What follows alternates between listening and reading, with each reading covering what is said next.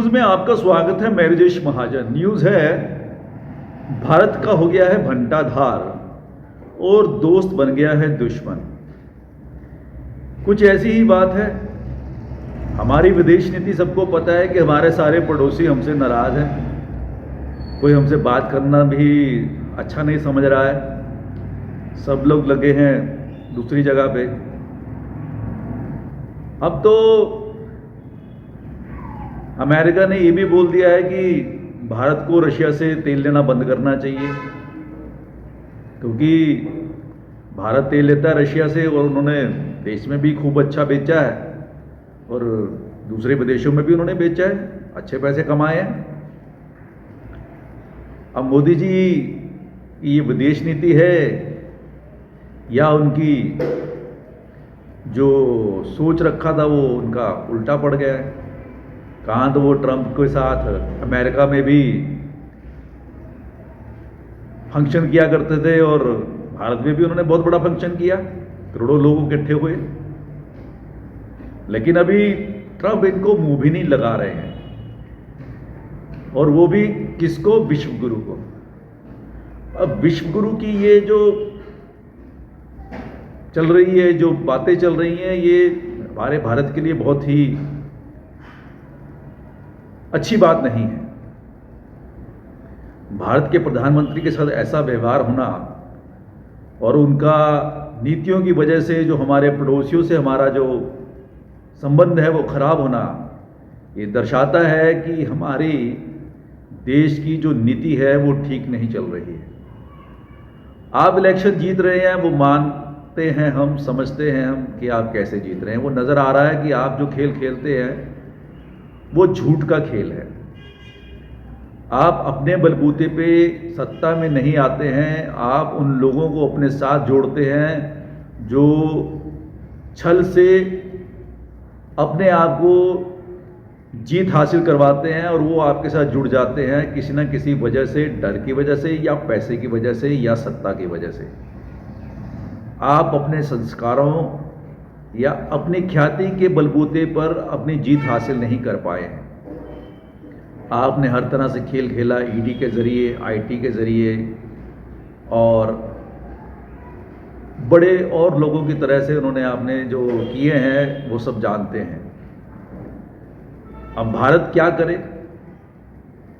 IMF ने तो बोल दिया कि आपकी जीडीपी भी बस ख़त्म हो चुकी है, ऊपर से आपका जो कर्जा है वो इतना बढ़ चुका है, वो जीडीपी के बराबर होने वाला है। विकास सिर्फ यही हो रहा है कि आप सड़कें बना रहे हैं। वही सड़कें कैसी बना रहे हैं सब जानते हैं। कुछ तो पुल टूट रहे हैं, कुछ सड़कें उखड़ रही हैं, कुछ ऐसे ही विकास चल रहा है विश्व गुरु का। अब सोचने वाली बात यह है कि ये कब तक ऐसे चलता रहेगा। आपने तो इतिहास को भी, चाहे नेहरू हो, महात्मा गांधी हो, अब उनको कुछ समझते नहीं हैं, सरदार पटेल हो, आप सिर्फ दिखावा करते हैं बापू के आगे नतमस्तक होने का। संविधान को आप मानते नहीं हैं। अब तो ये भी बोल दिया कि जब से राम मंदिर बना है तभी से देश आज़ाद हुआ है। मोहन भागवत जी के ये शब्द हैं।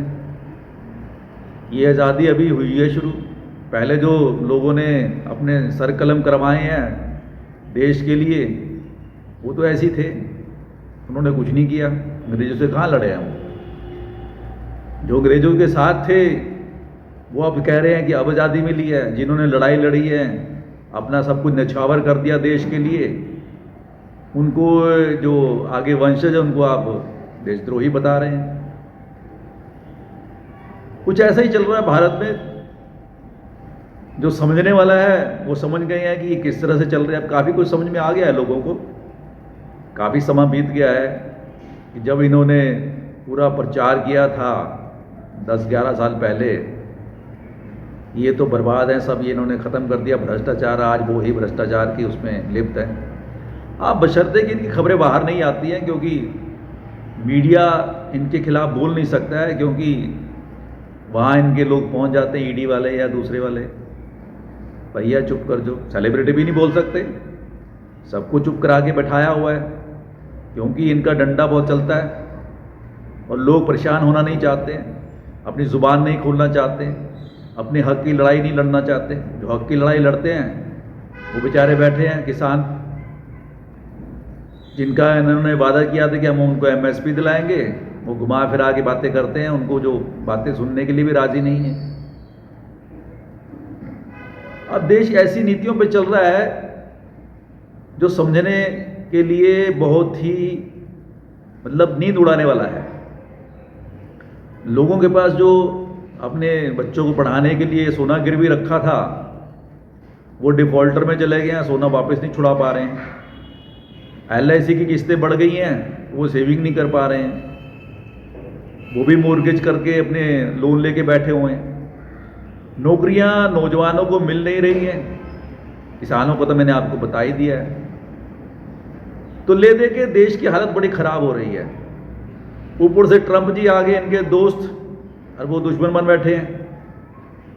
अब तो शेयर मार्केट का भी काम खराब होने वाला है। FI ने सब अपने पैसा निकाल लिया और चाइना में जाके लगा दिया है। भारत फिर नंगा होने वाला है। और RBI का हाल भी देख लो। RBI का जो इंचार्ज है वो कितना पढ़ा लिखा, वो हिस्ट्री का आदमी है और वो काम कर रहा है फाइनेंस का। उन्होंने $60,000 का जो डॉलर खरीदा है ये सोचकर कि उसका फ़ायदा होगा भारत को, वो भी बस मिट्टी में मिलने वाला है। हालत ख़राब है रुपए की।